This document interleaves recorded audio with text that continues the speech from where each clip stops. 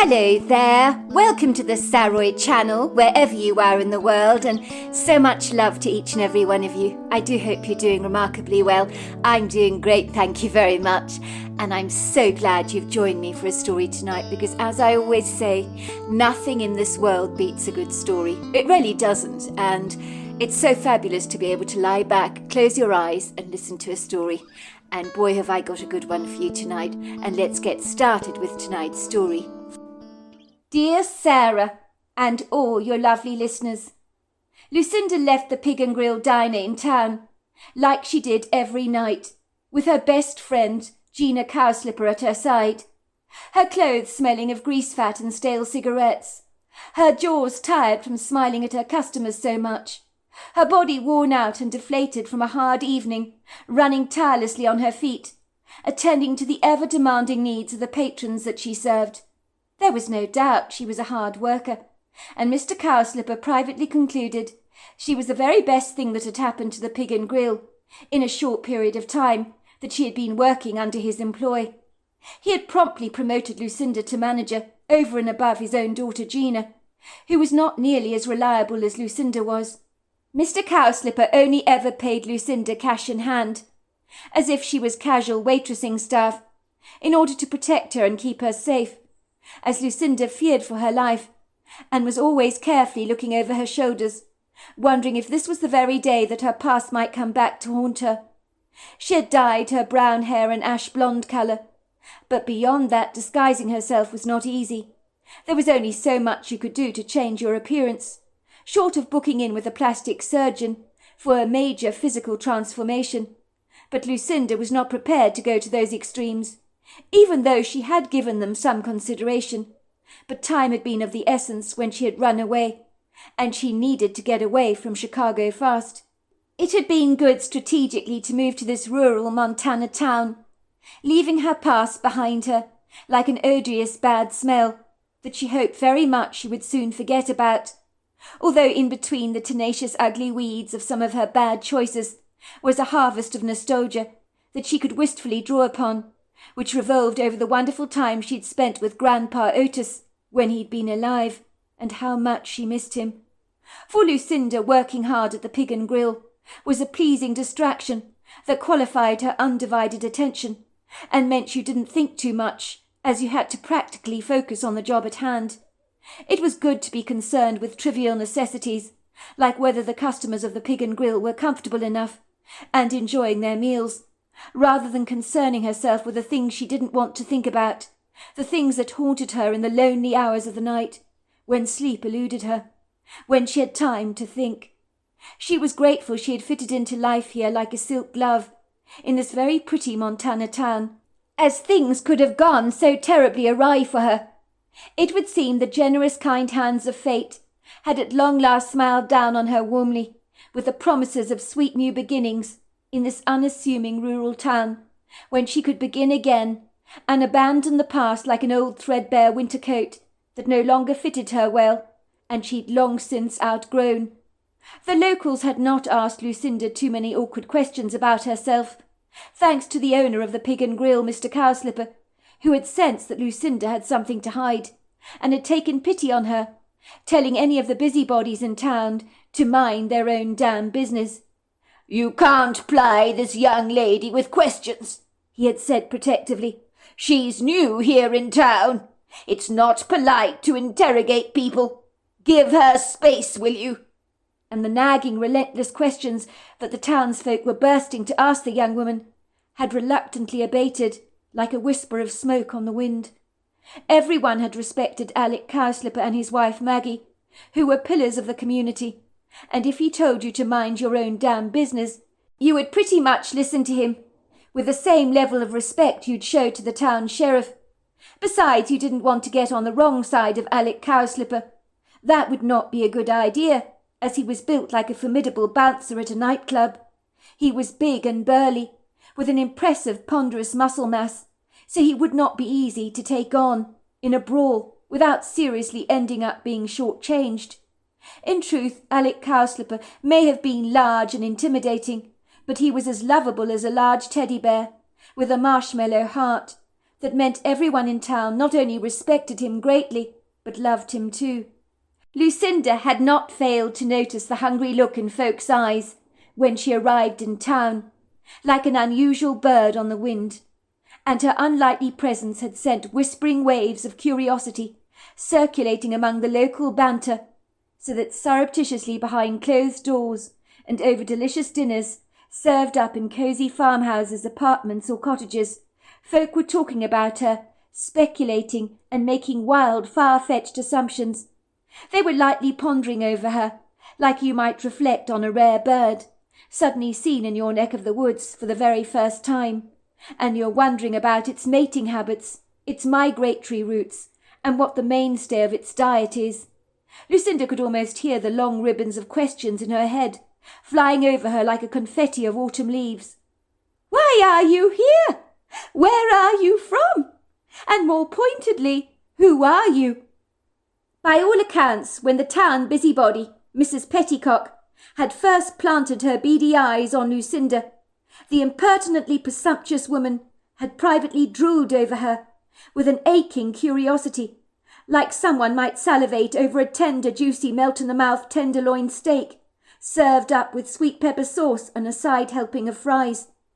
The woman was in her early 50s, and with her wild, untamed white hair, rather reminded Lucinda of that white, fluffy pampas grass that often grows on the side of lakes.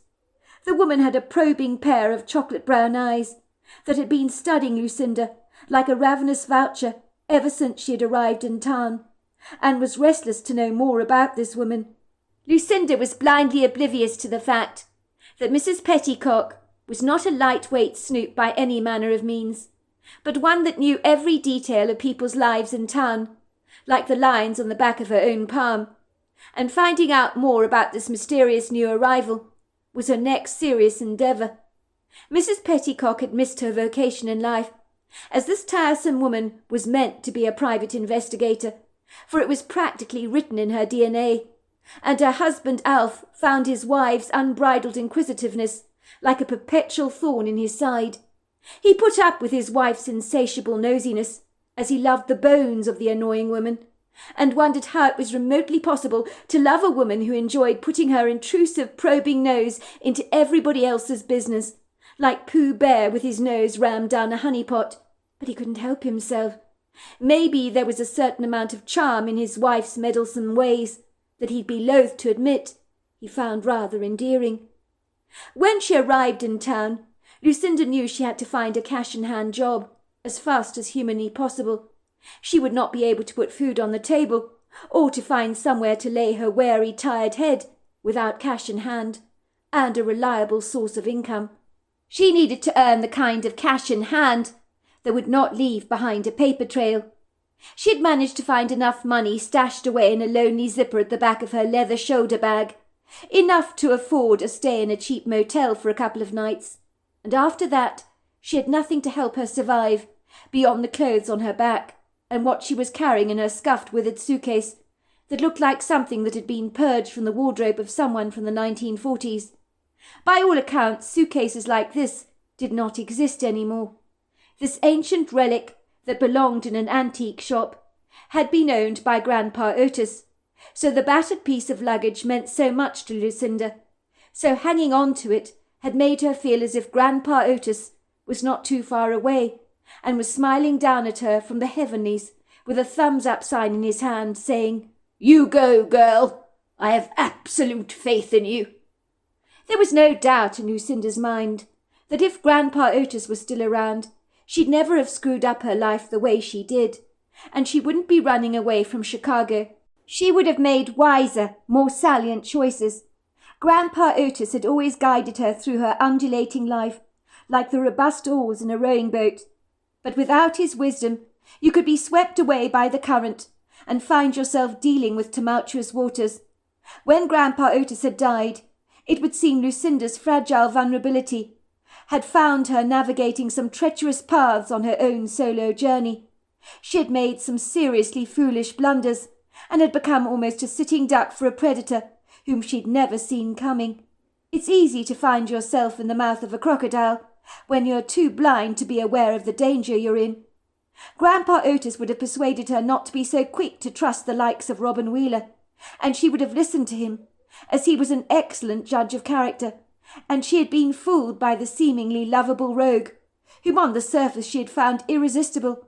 She had been charmed and beguiled by his daredevil, carefree, rebellious approach to life, which had drawn her in, like the bass at the end of a fisherman's line. Let's not kid. Lucinda had been wildly attracted to Robin, with his ruggedly handsome good looks, like a kid to a box of matches, so that with one strike of the match, the whole building can potentially burn down, as everybody knows that if you play with fire, you'll almost certainly get burnt. So getting involved with the likes of Robin Wheeler was an accident waiting to happen. Lucinda found his dangerous allure more than a little enticing, but she never fully appreciated the ramifications of swimming with sharks and associating with an unprincipled, devilish man like this, as cross-contamination is a high probability when you associate with unsavoury types, which was not something that Lucinda had ever considered. Lucinda's best friend Sammy, whom she shared an apartment with in Chicago, had said to her incredulously, "I don't understand why you're going out with such a bad boy, Lou. You need to watch your back, girlfriend. That boy, I'm sorry, but he's bad news with a capital B. I admit he's roguishly handsome and ruggedly good-looking, and I can't fault you for that. But he's not a good person, Lou. I'm sorry, it's true. I've heard some unsavoury rumours about him, Lou. And that brother of his called Wasp is no better. Robin Wheeler's beaten up people, you know, stolen cars, stuff like that. You don't want to get involved with a rascal like him. The police are always interrogating him when bad stuff happens. That should speak volumes to you." "What makes you say that?" Lucinda had asked defensively, looking less than amused at her best friend's candidness. "It's all just rumours, wild speculation. It doesn't mean it's actually true. Yes, Robin is a little on the rebellious side. He's frolicsome, cheeky, naughty. But I like that about him. But I don't think he's a real bad boy like you're so eager to claim. You know nothing about him, Sammy." "Nor do you, Lucinda. That's the problem. You have no clue who you're really involved with. Don't be so naive," said Sammy, unable to hide her abject annoyance.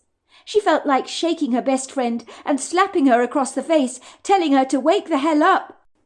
Lucinda could be mulishly stubborn at the very best of times, so her words of advice would likely fall on deaf ears. And the only wisdom that Lucinda ever listened to had been from her grandpa Otis, but he was no longer around. So Lucinda was out on her own, caught up in a shark's net, and didn't even see it. That was the problem. How did you help a friend who refused to admit they needed help, and did not see the error of their ways? "Look, Lucinda, do I really need to spell it out to you? Robin hangs out with an objectionable bunch of people.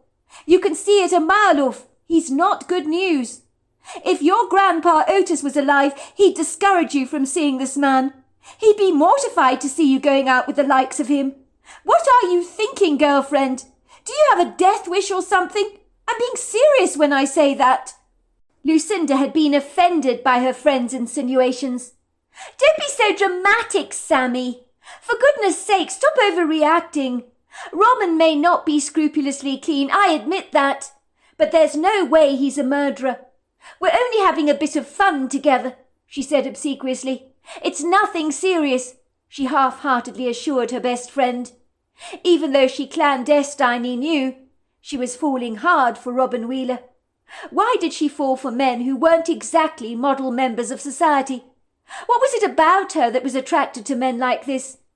She had heard about women before who had befriended men in prison, some who had gruesome reputations for having been involved in barbaric crimes, and had developed relationships with men like this, who were dangerous. Why were women attracted to men like this? Surely she was not one of these ignorant females. "That's the problem, Lucinda," said Sammy unabashedly. "A little bit of fun can turn into something serious. When you end up in a bad crowd, you can be influenced and persuaded to do things you would never normally do. Think about it. Have you ever heard the saying that you become like the company you keep? So you need to choose your friends carefully, Most especially your boyfriends. As let's not mince our words, Lou. They can drag you down with them, and I don't want that to happen to you. Why do you think they say when you've spent a stint in jail, you come out even more qualified to commit crimes, as you've learnt from the very best? But I wouldn't do anything against the law, if that's what you're implying, Sammy. You well know that about me. Yes, I know that about you. But what about Robin Wheeler? He would, and that's the problem. You could become an accessory to something, if you ever cover for him. Do you know how many women have ended up in jail as an accessory to their partner's crimes? You don't want that to be your story, when you spend years wasting away in jail because you went out with the wrong man. And believe me, girlfriend, it happens all the time. It won't happen to me, Sammy. You're talking to the wrong person. It wasn't true, because ostensibly Lucinda had always been attracted to the dangerous, rather dodgy types of men that she had found irresistibly exciting. But Grandpa Otis had steered her away from the likes of such. "Lucinda, he won't be good for you," he would always tell her. "You need to listen to me, girl, and listen hard. I'm an old man. I know what I'm talking about.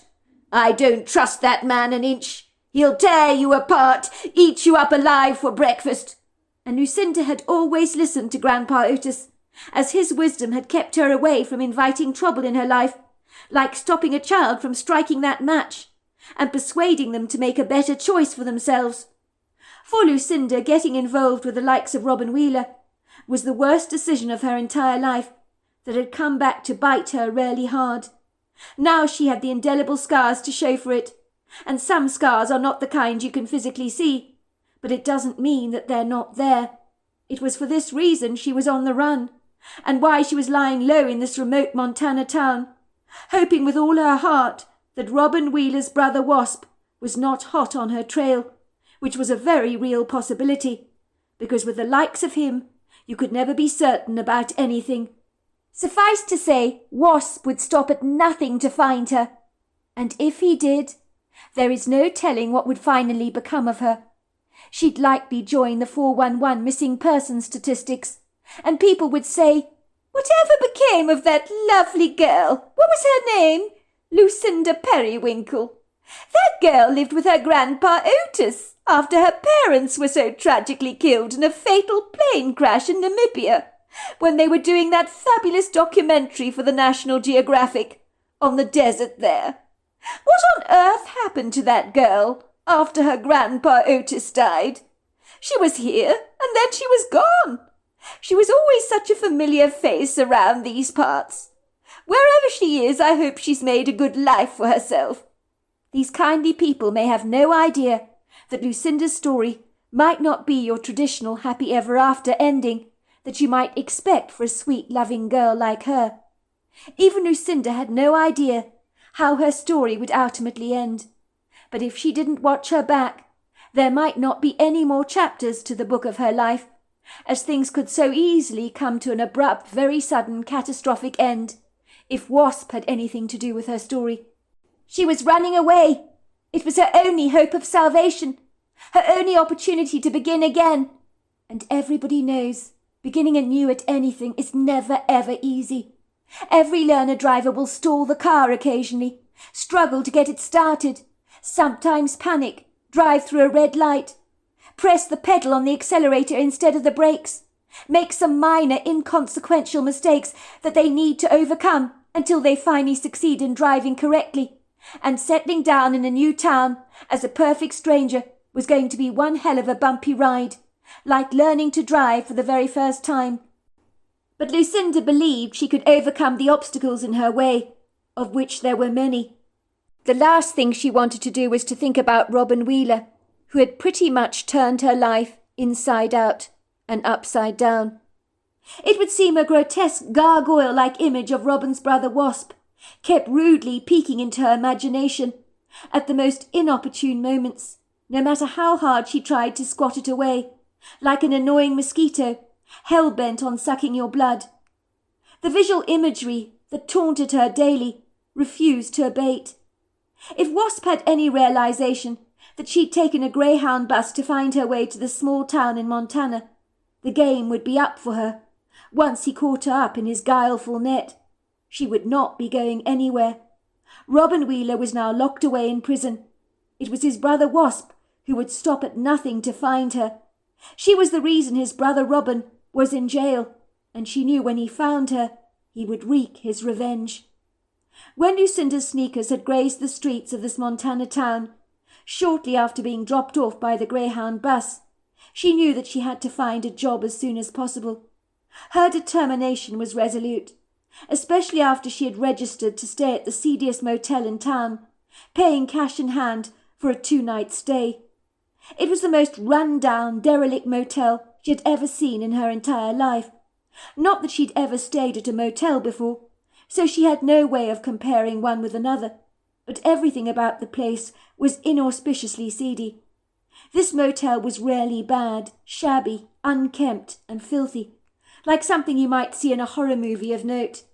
It was amazing to think that a place like this could be legally open, but there was nothing above board about this place. The man in reception with the greasy curtain of brown hair that draped his thin face like a threadbare curtain had stared at her through ferret-like brown eyes and given her a gormless grin that had almost made her skin crawl. He was almost certainly creepier than Norman Bates, who knew real life could actually be worse than the movies. "Yes," he had said as he looked up at her from his cell phone, with an expression of grievous annoyance on his face that he didn't even attempt to hide from her. It was a look that told Lucinda he'd like her to go away. It was clear he'd been attentively watching some stuff on his cell phone, with a measure of amusement, as his lips appeared to be twitching, as if something he was watching online was hilariously funny. Lucinda did not want to know what held the attention of such a rancid character like this, that looked as if he got his kicks from a warped sense of depravity, if appearances are anything to go by. The radio was blasting away at full volume, and the man was tuned into his cell phone at the very same time. He certainly enjoyed exposing himself to a vociferous noise pollution, as the throbbing, rowdy music was stridently loud. Lucinda was sorely tempted to block her ears. How could you function properly with that deafening, chaotic background racket going on like this?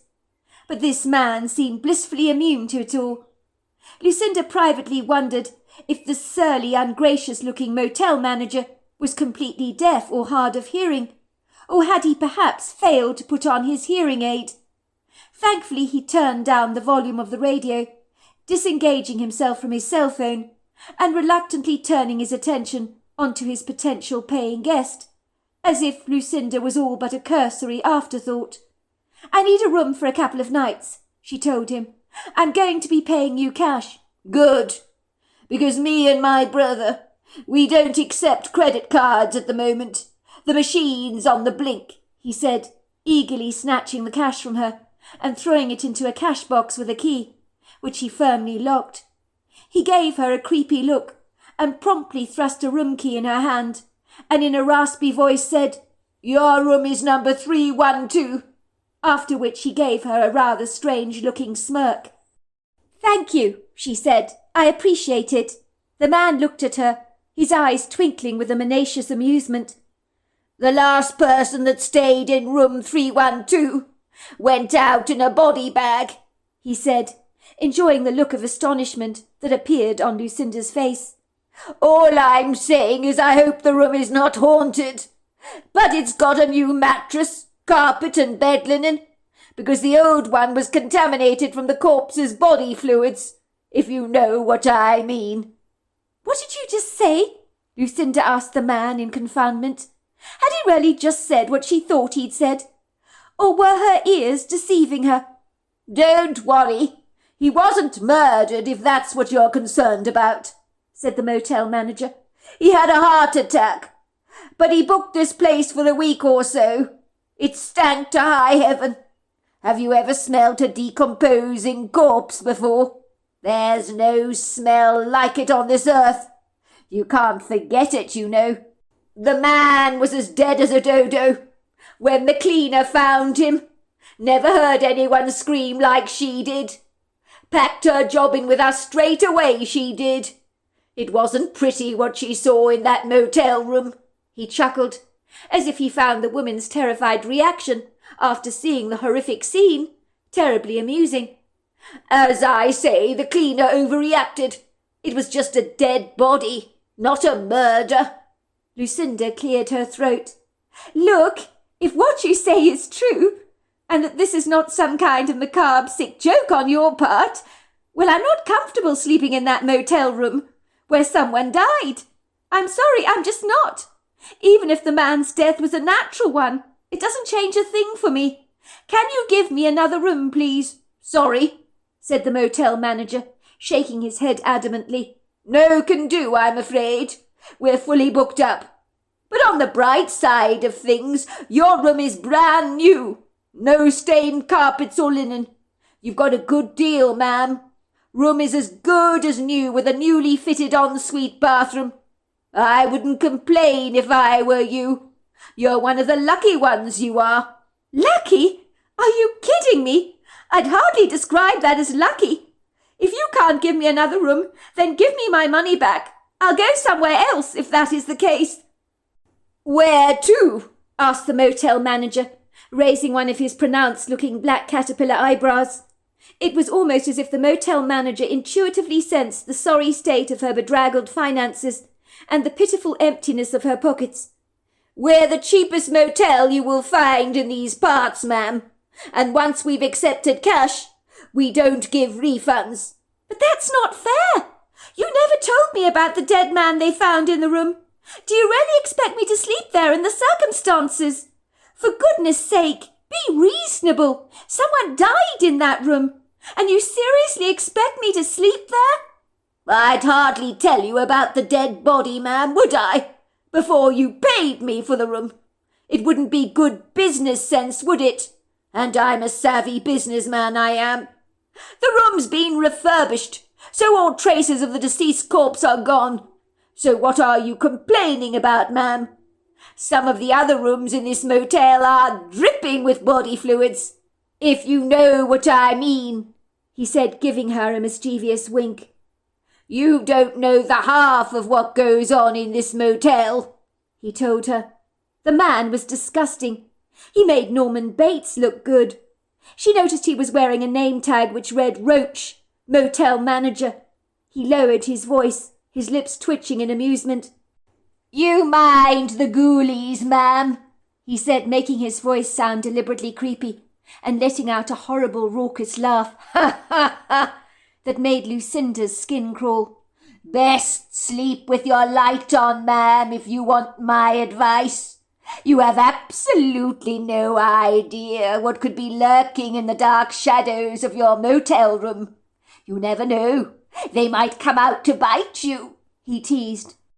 Lucinda pretended not to hear the manager's spine-chilling comments, because she knew that short of sleeping on the streets, she'd have to sleep in this disgusting motel room, but it certainly would not be with the lights off. It was not that she believed in ghosts, but she didn't not believe in them either. She felt as if she was playing the leading role in a horror movie, and during the night she could expect to hear a pickaxe pounding at her door, and an insidious man wearing a black Halloween mask hacking away at her, until she was all but a pile of blood and gore, or minced-up hamburger meat on the floor of an airy motel room. Perhaps she'd been watching far too many creepy movies, and assuming the very worst, but she didn't feel remotely good about staying at this motel. Something about the place was decidedly off. "Well, if you're not going to give me my money back, then you leave me with no choice. I'll have to stay here then. But you should be ashamed of yourself, treating your patrons like this." "Have a nice stay with us, ma'am," said the hotel manager insincerely, chuckling to himself and turning up the volume to the radio. So if she'd wanted to ask him anything else, he'd have not heard her voice, and that was probably the idea. Lucinda muttered under her breath, "You creep, you absolute creep." So there we are, that's the end of part 1. Part 2 is tomorrow night. I'm looking very forward to it. I hope you join me then. Until next time, goodbye and good night.